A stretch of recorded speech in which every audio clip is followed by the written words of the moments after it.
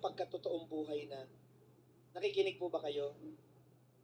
Pag ang buhay na ay hindi na para sa inyo, kundi para na sa Diyos at sa Kanyang bayan. Kanina pinakikinggan ko isang sharer, naawa ako sa buhay niya, no? Muntik mabugbog sa Uber, muntik ma-hold up. Ganyan-ganyan ang buhay ni Apostol Pablo. Alam niyo ba kaya naging patron yan ng mga seafarers? Lahat ng sakyan niya na bangka, laging shipwreck. Basta sasakay siya, toyo, bababa siya basa. Laging nakukulong. Ito ang buhay natin. Kaya ako po naging malinaw sa akin, kahit hindi po ako naging pari, alam kong may dahilan ng Diyos kaya niya ako kinawang madaldal.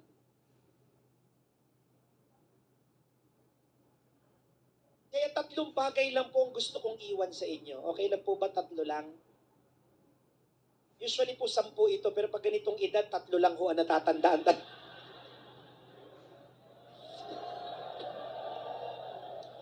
Biro lang po ha. Huwag ko kayong magagalit pag tinatawag kayong matanda kasi yung salitang matanda nanggaling sa salitang ugat na tanda. Paalala. Marker. Ngayon, pagka nagkakaedad ka, grow old gracefully para kami mga kabataan ma-excite mapunta sa lugar mo. Minsan pa nakita ko matanda, parang gusto ko na mamatay na maaga. Bino mo, wala nang ipin, nakasimangot pa. Ang cranky-cranky. Minsan, kung sino pa yung matatanda sa community, yung pa yung pakitid ng pakitid yung utak. Eh, nauna ako sa'yo dito eh. Hindi naman o ganun yun.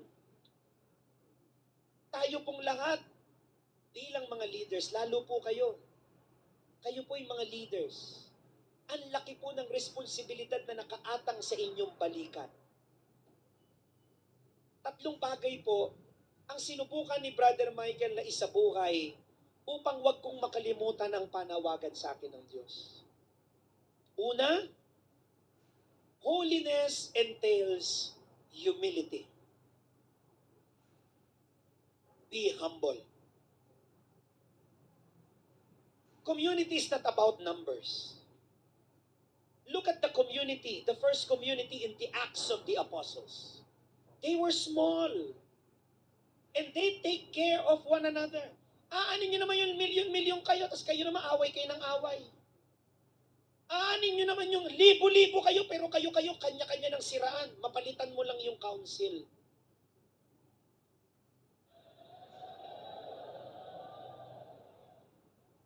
Aanin mo yung andami nyo sa parokya, pero gumagawa kayo ng paraan para ipikit yung pare.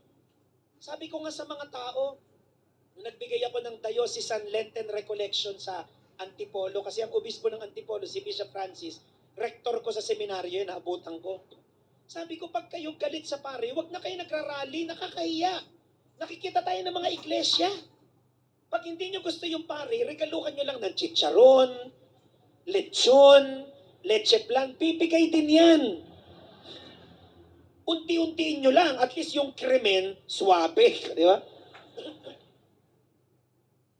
Marami. Walang kababaang loob. Aanin mo naman yung naging leader ka, pero pagka binabanggit yung pangalan mo, lahat ng tao, they cringe to death. Aanin mo yung leader ka, pero pag nakita ka ng mga tao, talagang nagnunubi na sila kay Padre Pio, mamatay ka lang. Bakit? Kasi walang kababaang loob. Be humble. Si Brother Michael po, noong naging artista po ako, kailanman hindi ko inisip na sikat ako. Kasi nung una wala po nakakakilala sa akin. Imagine nyo, nabola ko lang si Tito James. Kung di pa ako pinasok sa Unilab niya, malamang nga. Wala ako makain. Tinatandaan ko lagi kung saan ako nagsimula eh. Alam niyo ba, sa public speaker, nagsimula ako, hindi ganito kadami ang crowd. Ang nakikinig lang sa akin, 10 matatandang Legion of Mary. Yung 5 Tito James, tulog pa. Yung 5, palingon-lingon pa, puro bingi pa pala yung nakuha ko.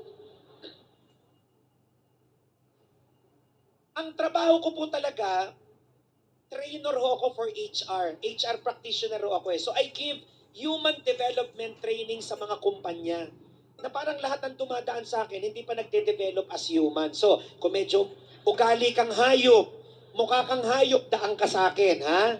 Bibigyan kita ng inspiring na talk. Imagine niyo nung 19 years old ako or 20, inaalok ko na yung mga training modules ko. Pero dahil hindi ako kilala, ang kinakain ko araw-araw, rejections after rejections. Imagine niyo, pag abot ko sa HR nung resume ko, hindi pa ako nakakalabas ng pinto, naririnig ko, pinag-uusapan na ako dahil, di ba may mga opisina, matataas yung divider. Akala nila nakalabas na ako. Nandoon pa ako sa divider. Sabi ba naman ng HR, may gusto daw mag-training, Michelangelo, kilala nyo ba to? Sumagot yung isang bruhang HR, ay kilala ko yan, yung Ninja Turtle. Yung painter sa Roma, imagine yung pinagtatawanan ako. Every day in the beginning of my career as a public speaker, I was eating rejections after rejections. But because I'm a very positive person, for me, rejections are preparations. Ngayon, pag tinitingnan ko yung mga invitation, natatawa ako. Nakalimutan ata nitong kumpanyang ito na sila yung nagtatawa sa akin nun. Buti na lang mabait ako. Paano kung pumunta ako doon, ganito bungad ko? Well. Ngayong sikat na ako, pinagkakaguluhan nyo na ako. Pero hindi eh. Alam mo kung saan ka nagsimula. Kayo po bilang leader, you don't impose. You witness. You don't give test. You give testimony. Be humble. Lahat po hiram eh. Wala naman tayong maaangkin. Nung bago po ako sa television, feeling ko hindi pa ako kilala nung unang taong ko sa GMA. Kasi pagka pumupunta ako sa mall, yung mga tao ganito itsura. Ay, si ano ka diba? Sino ka nga? Kita nyo kung gaano ka walang ya, diba? Ako pa yung tinanong, ako yung sasagot. Si Michelangelo, ay oo, napapanood kita. Nung pangalawang taon ko na sa GMA, madami na akong show. Mukhang kilala na ako. Pagpasok ko ng Mega Mall, nagkagulo yung mga tao. Ay, artista to. Picture. After magpa-picture, thank you po, Katonying. Ano Katonying? Kasi pag nakasalamin ako, kamukha ko si Anthony Taberna. Pero ngayon, nung tumagal na ako sa GMA, kasi alam nyo po, pag Holy Week, malamang napanood nyo po ako nung Holy Week kasi pagka Holy Week, lumilipat ako sa Channel 7. Imposibleng hindi nyo ako mapanood sa Holy Week dahil ako lang ho ang palabas pag panahon na yan. Drama. Nagda-drama ako from comedy, drama yung mapapanood nyo. Ngayon, yung mga tao, pag nakikita ko, si Michelangelo, napanood ko to sa YouTube. Napapanood ko to sa TV. Pero alam nyo ko, hindi ko po iniisip na sikat ako. Tanungin nyo ako bakit. Kasi alam ko po darating ang panahon, lalaos din ako. Kaya huwag kayong hahawak sa tagumpay. Our mission is not to be successful, but to be faithful.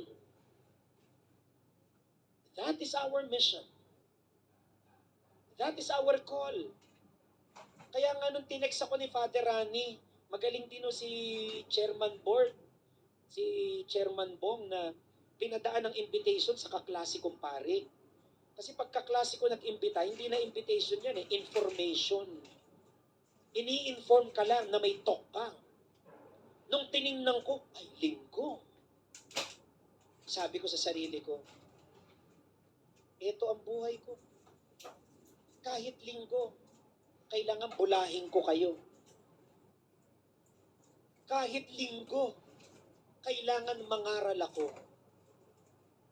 Ibig ko sabihin dahil capable ako? Dahil karapat dapat ako? Hindi. Pag kayo po nagsalita sa harap, tas naramdaman yung karapat dapat na kayo, may problema ho kayo. Alam nyo, may time, nung Advent Recollection, sa dami ho ng tinanggap kong invitation, may isa pong araw, nagkamali ako. Natanggap ko yung isang 6 p.m. na talk sa Trinoma Mall. Tapos may tinanggap pa pala akong isang simbahan, alas 7 sa Marikina. Paano naman yun? 6 to 7 yung tok sa Trinoma. Ano, magbabilocate ako doon sa Marikina. So anong nangyari? Nag-angkas ako. Mula Trinoma, nag-aangkas naman ho ako, pero yung time na yon, 4 ho yung tok ko eh. Umaga, pumunta ako ng La Union. La Union, ang biyahe doon, 4 na oras. Balikan, 8 oras. Ang tok ko, 45 minutes. Kung di ko lang mahal yung obispo doon at yung simbahan, wala na eh. Dating daan na ako. Sa pagod. Pagkatapos ko ng La Union, tumakbo pa ako ng diocese sa Parañaque. Nagbigay ako ng recollection sa magugulong lay ministers. Pagkatapos nun, tawid ako ng Trinoma, tapos pang-4 yung Marikina, talagang pagod na po ako. So nag-angkas ako, para at least late man ako dumating, makakarating ako sa mas mabilis. Naku, grabe. Mula Trinoma hanggang Marikina nung inangkas ko, pagbaba ko, akala mo kinahasa ako ng kalabaw. Talagang hilong-hilo ako. Tapos kung kailan ka namang hilong-hilo, sabay sabi ng driver, pwede magpa-picture. Tapos ang nakakatuwa, pagdating ko, akala ko nag-uwian na yung mga tao, pero 1,000 crowd they were waiting for me. Sabi nung sa pare, Father, paano po nyo nagawa? Una, nagpalabas lang muna kami ng 15 minutes na video ni Cardinal, hanggang naging 30 minutes. Hanggang naging 40 minutes, hanggang naging 1 hour. Akala nga nila Metro Manila Film Festival na. Sa sobrang tagal mo, si Cardinal nalipat na sa Vatican. Tapos tuwan-tuwa ako. Pagdating ko yung mga tao, talaga nakatingin sa akin at ito ang bungad ko. Mga kapatid, tandaan niyo po na ang panahon ng Adbyento ay pag-iintay.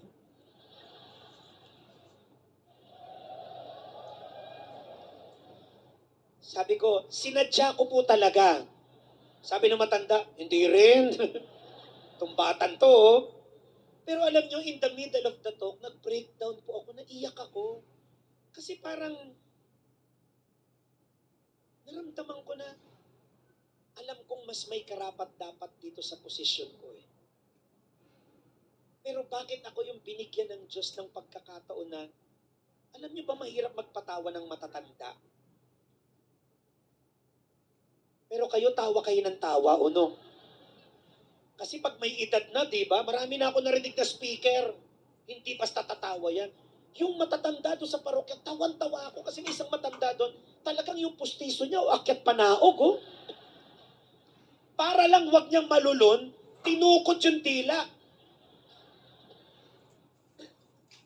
But in the middle of the talk, I cried because I felt so unworthy. Hindi ko lang masabi, kung alam nyo lang ang mga kahinaan ko, baka hindi na kayo makinig. Pero alam nyo, kaya ako naiyak, I felt God's embrace. As if God was telling me, Michael, it's all right. I do not call the able, but rather I enable those I call. Hindi tumatawag ang Diyos ng karapat-dapat, pagkus ginagawang karapat-dapat ng Diyos ang kanyang mga tinatawag.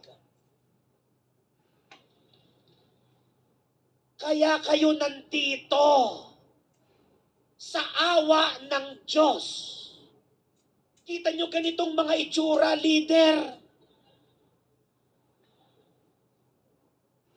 Yung iba mukhang budol-budol. Yung iba mukhang riding in tandem.